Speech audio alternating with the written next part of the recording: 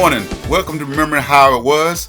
We are the Washington family. I am Justin Washington. I'm here in Greensboro, North Carolina, and I'm with my sister.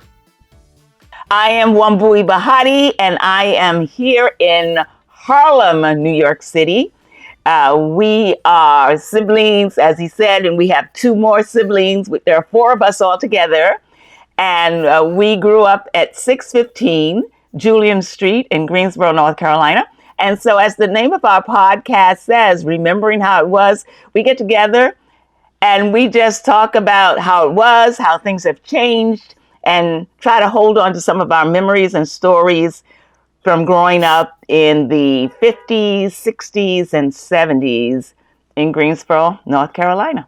So each week we choose a different topic. Of course, we go all around the mulberry bush, but we never really stick to that one topic. But we're going to try it again today. So what's the topic? What are we going to be talking about today, brother? Today we're going to tackle aging, dealing with our parents as their age, our parents, our aunt in Goldsboro, which we took care of.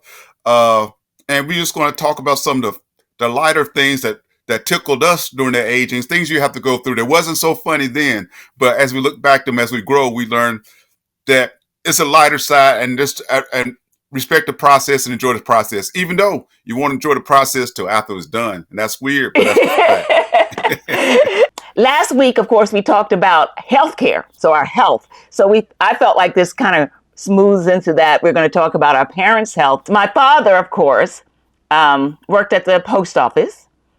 And he died from cancer, complications from cancer, but the complications were from him smoking and also a life of drinking too much.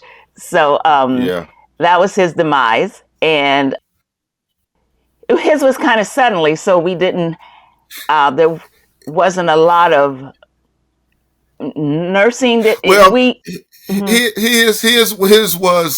His was kind of fast, because at the time I was in the military, and I came home for the weekend.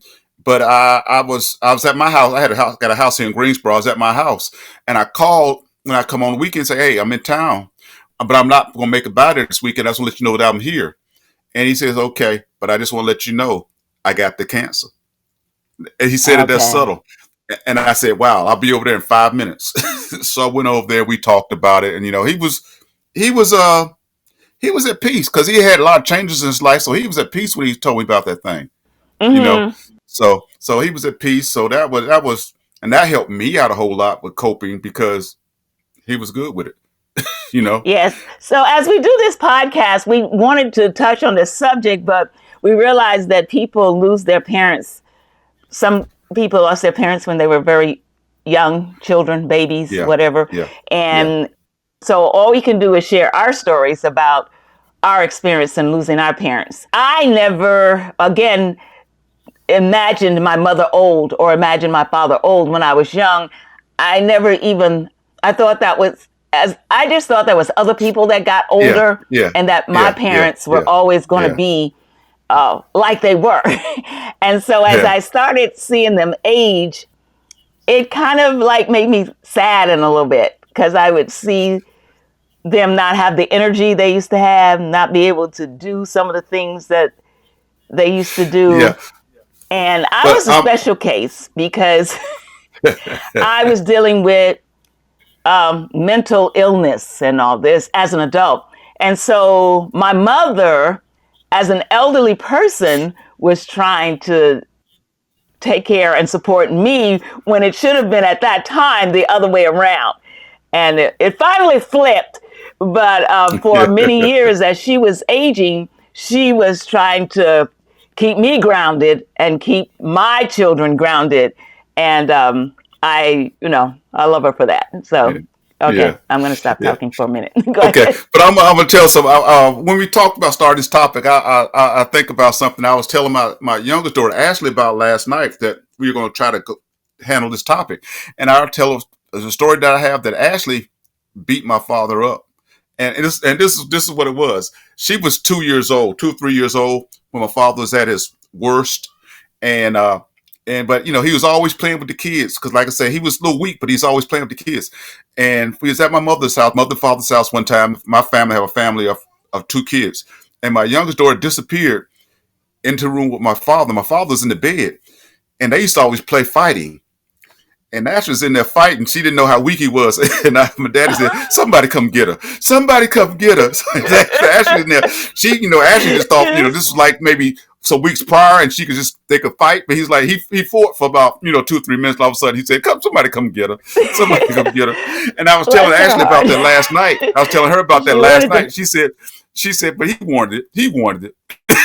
I said, "He probably did. He probably did. But he got overwhelmed." Yes. Yeah. But just like I fight with my grandkids now, play fight. That's the thing.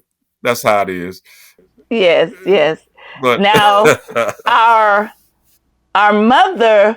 Well, you know what? Let's come back to Mama last, because if we take first of all, as a child, I don't remember. I remember being afraid of people dying. I don't even know why I was afraid of people dying. Maybe it's because in church they said if you weren't good, you died, you go to hell. And I was like scared that that's what was going to happen to me. But I do remember that our family was always trying to prepare for when they bought grave plots. Is that what they're called? The grave plots, where the places were to be buried when you died. Yeah, grave plot. And I remember from a very young age, life insurance. And I remember when we would go visit them in the summer. I think the man used to come by on a Saturday. I don't know if it was every Saturday, but I know he would come on Saturday to get that dime. And it was like a dime for every adult in that house. And that was our insurance. And they would let me give him the dime. And I would look forward to the insurance man coming so I could give him the dime, for somebody's dime. But it was a dime for everybody, for each adult. It was a dime. So the reason I started here is because I want to, before we talk about our mother, I was going to go to our aunt, my mother's sister, who lived in Goldsboro, and how that all happened. And you were really kind of her main caregiver from the family at that time. We were in New York and all over, but you and Jewel were there, and y'all were the ones that were. So talk to us a little bit about my Aunt Thelma. Okay. As my Aunt Thelma, she had, in Goldsboro, like I say, I'm Greensboro, and she was in Goldsboro, but she had a great support system in Goldsboro. Our cousins and family in Goldsboro, they did a thing. Where I came was, I would go down there like as much as I could. And she enjoyed the fact, because I was like almost a son to her. She was my aunt, but I was like a son to her. And so, funny stories about her aging. Before I get to life insurance, I used to take her shopping, and she used to terrorize me because like she's like 80, 90 years old, and I guess let's go I'm back and let them know though that she was diagnosed with some type of cancer, and she refused to have the operation because they had told her once she had the operation, when you come out, you're going to have to live in this assisted living home or like a nursing home. And so in her head, that's no way to live. So she didn't want the operation. We were concerned. Should we tell her? Should we try to force her? And it was like, you know what? She's good. Let her live her life. But because here's the thing: they gave her a few months, right, to a year, and then she ended up living like 9 She outlived the term. She outlived the term. She had stomach cancer, and she used to tell me that she wasn't going to have the operation because she was a frail woman, but she was a mighty woman, but she was a frail woman. But she said, I'm not going to have that surgery because I ain't got nothing to build on. So that was her theory, and so she lived her life. She walked, man, and she was funny because she had this little stagger when she walked, and she spoke her mind. She spoke her mind. She spoke her mind. One more thing, because I know I want to get you to. Go ahead. I do remember that my daughters, uh, took me to Goldsboro to visit her, and this was many years after the diagnosis, and she's still living. She's living on her own. And one thing about her, uh, she knew at her housing apartment where she lived, she would say, I know which washing machine you don't have to put a quarter in. And so she knew things like that. But one day we were visiting her and she passed out. We thought she had died. And her neighbor or her friend or one of the cousins that we called, and she said, no, she just needs some blood. And so she knew, the lady knew what to do. She called the paramedics. They seemed like they knew her. She was a regular. Yeah, they took her to the hospital. They did. When she walked in, they said, "Here comes our non-compliant. What you need, Thelma? Some blood." they said she wouldn't take nothing else, but she'd show up when she needed like a little transfusion. And so they would keep her overnight and let her go. But anyway, go ahead now, brother. My Aunt Thelma. Go ahead. Oh, no, you give me so many. I'm laughing because I have to bring back so many memories. But I used to go down there. I used to take her to Piggly Wiggly, and she would go in Piggly Wiggly, and she would get what she wanted. She still cooked. She'll get what she want. And then, like, I think I'm kind of looking healthy or whatever. But she was like kind of wobbly. But she would go no matter what. She used her senior to her advantage. No matter how many people were in line, she would go to the front of the line. She was front, and I was kind of like, man, they might say something if I get up there with her. So I just kind of fade off into the background, right. And she'd go up that line, and they would look at her like, this lady just, and she looked at them like, say something. And they never would. I would take her to the drugstore. She would go straight to the head of the line. I mean, and I guess that she was using her thing from the days of busing right the back of the bus. She figured she had paid her dues. She was going to make up. She paid her dues. She's going to the front of the line no matter what, man.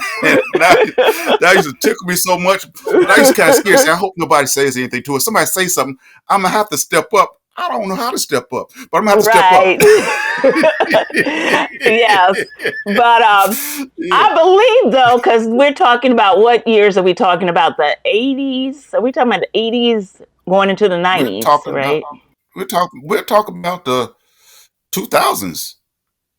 Early 2000s? Okay. 2000s, yeah. Because see, that would seem like a leftover from like today. I think things might be a little rougher.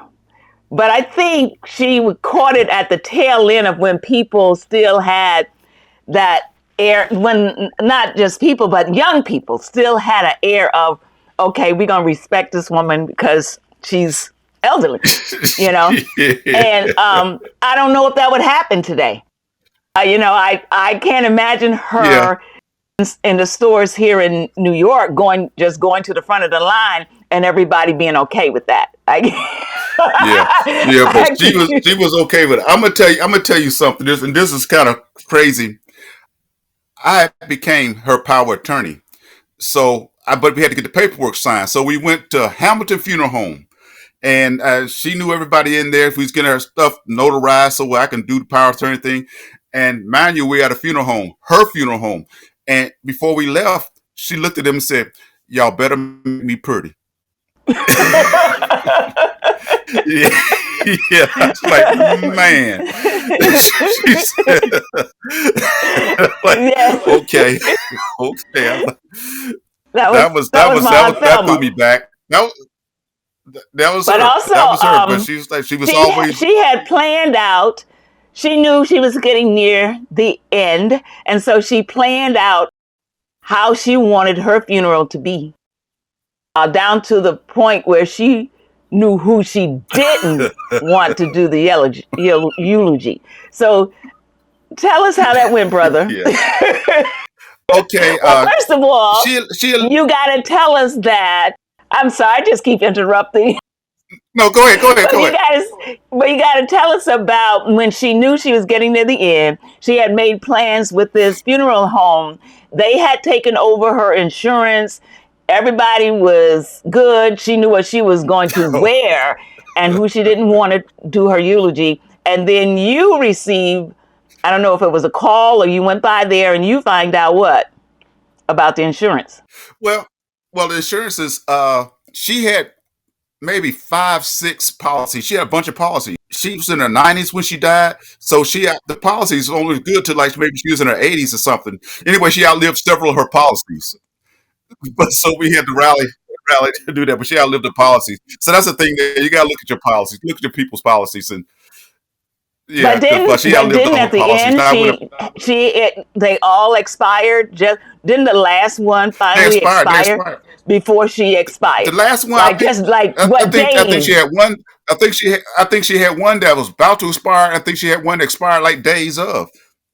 Yeah. But by the time the funeral came, did Yeah, she have any insurance left? she had a little bit, not a whole lot, Just a little not. bit. Okay, but not. But her last thoughts was she knew she was good. She She knew she thought was she good. Her had last everything thoughts, covered, but and because I things, know all these apologies. you Yeah, she stepped thought in, she and felt she had.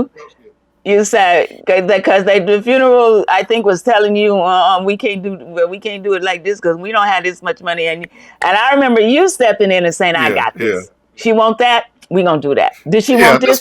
We gonna do that. That's And what we I was just always so that's proud what of we you supposed to do. for doing that. You just said I got this. I got, and I think you Yeah. took it a step above and beyond that what she had asked for. So tell us about the person she didn't want to do the eulogy. Tell us why, who it was, and why she didn't want this certain person to do her eulogy. The person was actually his name was Reverend Johnson, and what it was, I call his name because I think if he see this see it funny because he knows what it was.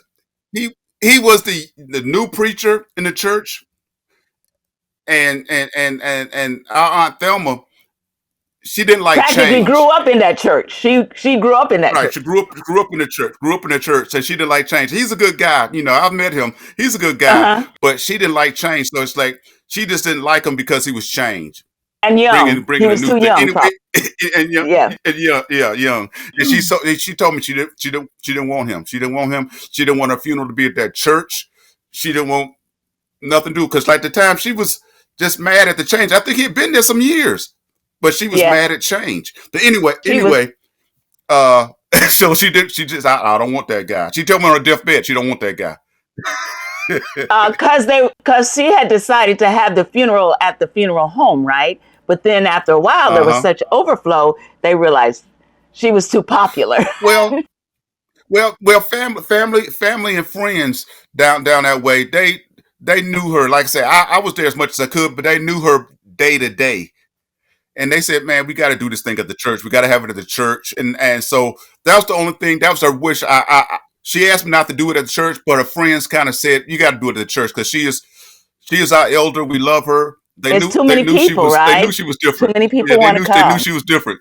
Yeah, they knew she was a Yeah. different beast. So, but it was in the church, and it came out to be lovely. Uh, But one it of our became your cousins job to got he tell sang the funeral. Reverend Yeah, Johnson, so that I can imagine. But like you say, he knew. We all knew. We all knew the woman that goes to the front of the yeah, line. This woman, yeah. So that was very. yeah, I thought it was very beautiful of him to step back in his own church and say, "Okay, I'm going to honor what this elder person in our church wants, even though I'm the yeah, pastor. But you know what? I'm good. yeah, yeah, We want her to go home yeah. happy." And I thought that was beautiful. She had a little, she had a problem with that, but that was okay. Everybody understood her because they knew that she was like that she was a strong black woman and she did what she wanted to do. That's all it was. Okay. Yeah. But I'm gonna tell you something. Like I just hope you something. But leading to her passing, things that she told me, we had a lot of talks. She she had that stomach cancer, and she told me that yeah, we had to put her in a facility because she couldn't stay on her own anymore. But that was at So the and she very told me end, right? that was at the She very had end. And lived I'm gonna many tell you, years but on this her. at the Okay, go ahead. yeah, but this is at the very this is the funny thing. She said, I'm not gonna die in a facility. I'm not gonna do that. I'm not gonna do that. Anyway, but she was in the facility. The end was near. But she got sicker in the facility. She was in a So they had to hospice at the end, transport right? her. It was a hospice. Yeah, but this is the thing. She was left, but this is the thing. They transferred her from the facility, which I didn't like the facility too much, but you can only afford what you can get. But they took her to the hospital. They cared for her, like she said. She said at the facility, "I'm sick. I need to go to the hospital." And she went to the hospital, and from the hospital, she made them transport her to hospice and this nice plush room. And the thing was, she said, and she like I think she said, "I am not gonna die in this facility." So she pulled. I don't know what she did, but she said, "Y'all gonna take me up out of here." Take me up out of here. Anyway, that was it's kind of morbid, but she planned out everything to the last moment of her life. She did, because when my daughters and I were visiting her, she kept wanting to give us stuff. She wanted to give us, she says, "Y'all, whatever you want." But then what would happen is, like, maybe one of my grandchildren would say, "Oh, can I have this vase, this flowers? I like these flowers." She said, "No, that's for later." Like, she divided things into now and later. And the things that you could take now, you take now, meaning the things that are for later is that you can't take that until I'm gone, because I like those. But so it was like, it became almost, it sounds like a game. It's like, Aunt Thelma, now or later. Now, take that now. Aunt Thelma, now or later. Oh no, later, later. And so I'm gonna go here. I'm gonna go here. So like we was talking about something, a piece of furniture or something, and I was like, and I said she knew she was gonna die, and I said, "What are you gonna do with this?" She said, "I don't care. I ain't gonna be here." She was just,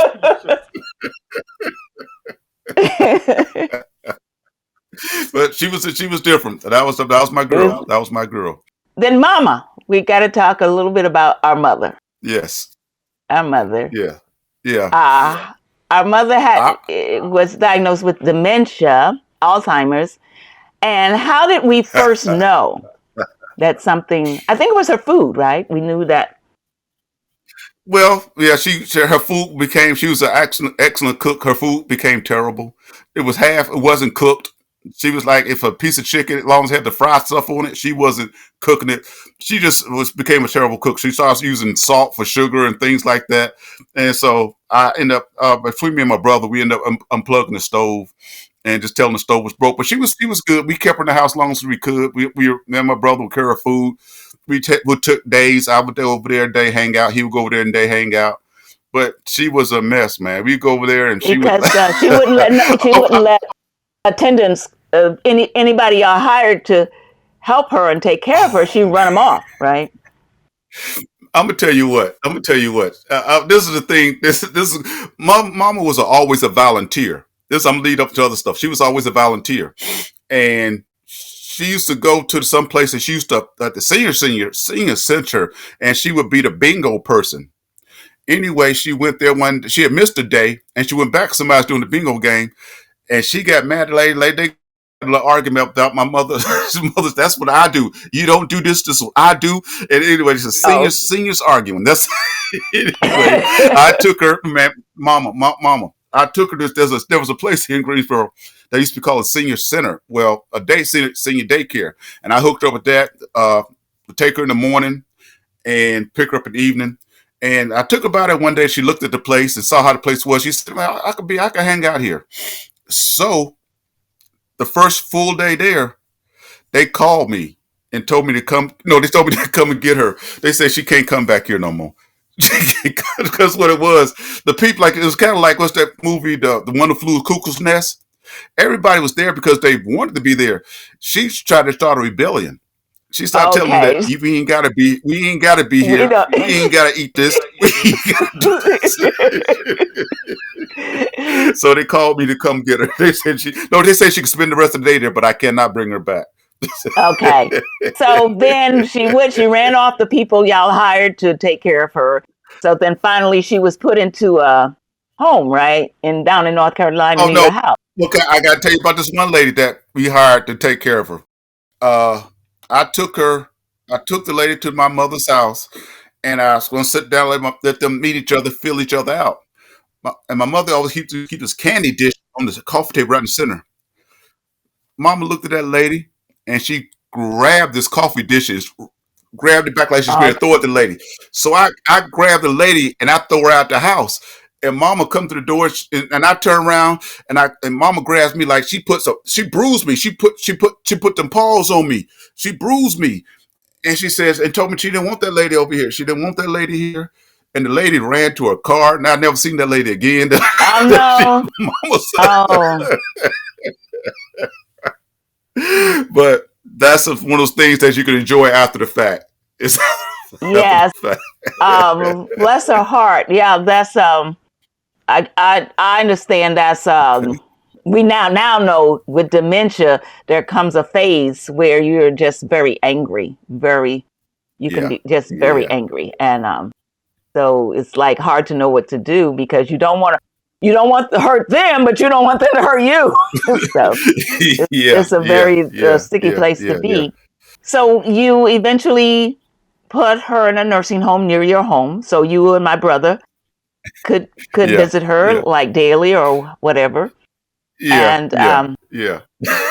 that was And hard. that I was know that was crazy. hard. That was crazy because my mother has spent her life in most of her life working in healthcare, like worked Taking in the care of hospitals. people. Yeah, yeah, and like she and the nursing home. This is funny. The nursing home, she was always angry about everything, but they found out if they sit her at the nurse's station, let her hang Mm, out at nurse station, and she thought she was in charge.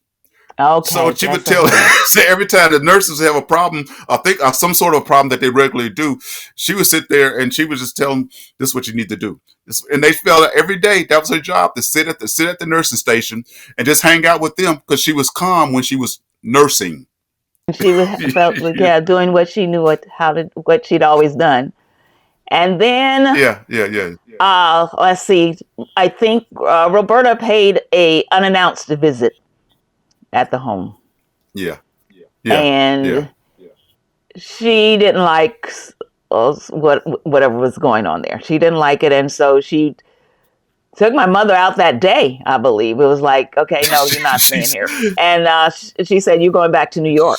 You're going back home. You're going yeah, to New York with me." she stole her. And She I'll stole. never forget. My mother didn't have Roberta was wanting to bring her on a train, and because my mother, this sick woman, frail, sick, it's obvious because she didn't have an ID. They wouldn't let my mother get on the train.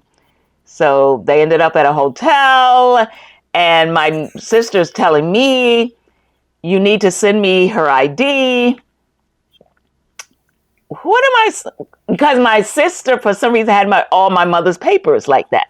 My sister had the Yeah. ID here in New York, and I'll never forget this. They had spent 2 nights in a hotel because trying to get the ID, trying to get on the train, and so my sister called me one day. She said, "We cannot stay at this hotel anymore."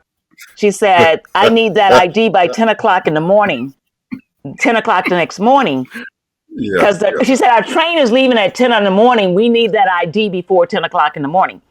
And I said, "Okay." So I went to a Federal Express, overnight mail. They said it wouldn't get there till like 10:30.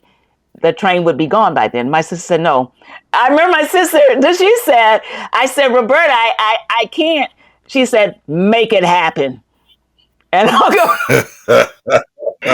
And I even, we had a friend that lived here. We've talked about Kenneth Wirch. I went to Kenneth. I said, "Kenneth, can I buy you a ticket to go to North Carolina tonight?" And he wasn't able to leave. And so then I happened to see the DHL, those orange trucks. You don't see them a lot, but it's a yeah, courier called yeah, DHL. yeah, And I yeah, said to the man, I said, "I need to get something to North Carolina, and I needed to actually get there tonight. Can we do that?" And it was about 3 o'clock in the afternoon. And he gave me a number. He said, "Yes, we can." He gave me the number. I went and called that number. Somebody was at the house in a half hour. They picked up the envelope with that ID. And then next thing I know, Roberta's calling me at like 8 at night saying we got the ID. And of course, it cost about $300 to get it there. yeah, yeah, yeah. But yeah, what he did is he went from my house straight to the airport, waited for the next plane that was going to Yeah. Greensboro, and he just got on the plane and took it there. And I'm like, who knew you could do such a thing?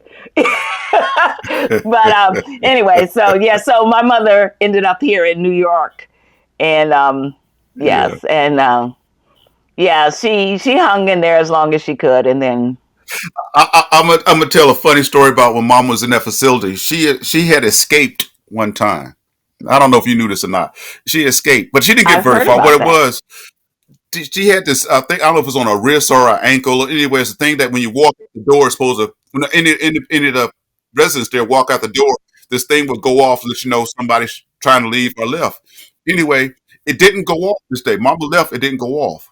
And how she got there was a bus stop from the place, and somebody saw her at the bus stop, didn't know her, but they went inside. There's a lady at the bus stop, and she has a bedroom shoe in her back pocket.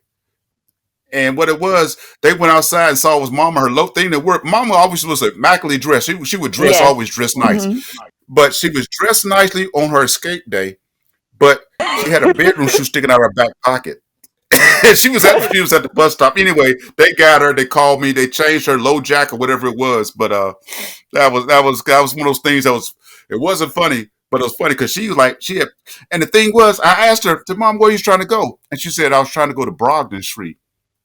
And I had never heard Brogdon Street before. But as I've talked to people in Goldsboro, that's the street that she grew up on as a little girl. Oh, in Goldsboro, So that she was was her trying to street. Bless her trying to get to heart. Brogdon Street. And I don't know, like I say, I never Oh, really dealt with Brogdon Street. That's what she was hmm, trying to get to. yes. So she was trying to go home. Yeah, yeah, yeah. Well, But these she are was some of our memories of our dear ones who just we saw go through many stages of life until they moved on. I'm going to assume they're in heaven. I hope yeah, I see them yeah, one day. yeah. And so, brother, any last words or last stories or last things that you want to share? The stories that we shared today, those are our stories. Those are things that people go through every day. And like I said, we're at the point where we smile and laugh a little bit out about them. But those are things you go through. And as far as those insurance papers we talked about earlier, check on insurance papers, check on all your stuff because like you could think you're fully covered, but you're not. I mean, sometimes you got to have that. You got to have that question. And I'm gonna tell you something that I did, one boy, something I did. So when I retired from the military, I bought an insurance policy, and I told my daughter, I said, "Man, you guys will pay this premium." And she said, "I don't want to talk about that." I said, "Man, you got to do it because it's just like the lottery. You're going to win. You're going to win at some point. I ain't looking for you to win You soon, guarantee you can't. but you're going to win. You're going to win." And she said, after a while, she got the joke, and she said, "The thing says, I said at your funeral, I'm gonna be in there, I'm gonna be crying." Then I'm looking at this check. So what am I gonna do with this money? Oh, he's gone. But what am I gonna do with this money? Oh, he's gone. Anyway, but that's my truth. That's my truth. So look out. You Yes. got the small things. Attention to detail, and you will smile someday. You can be heartbroken. And while you're But on that's it. that too, you were saying how a lot of people don't want to talk about that. But then when someone passes, it's just confusion. And that's when the fighting starts because nobody knows what's supposed to happen. Nobody knows where anything is. Nobody knows what their wishes were. And so, yeah, I agree that because I've seen that happen where somebody passes and nobody knows where anything is. Nobody knows what they want. Nobody Yeah. knows what to do with this. And it's just confusion and that's when you have the infighting in the families. But if everybody Yeah. Yeah. knows what's Yeah. going to happen, then everybody's like, okay, we got this. We know what to do. We know what they wanted. This is Right. what they wanted. Right. Exactly. Yeah. So Exactly. Exactly. anyway, so yeah, brother. Okay. Well, on that note, Okay. Yeah. we'll say Okay. Well, goodbye thank till you guys next for watching. time. Thank you guys for watching. And we'll see you soon. Okay, everybody, have a blessed week, and we love you. Bye.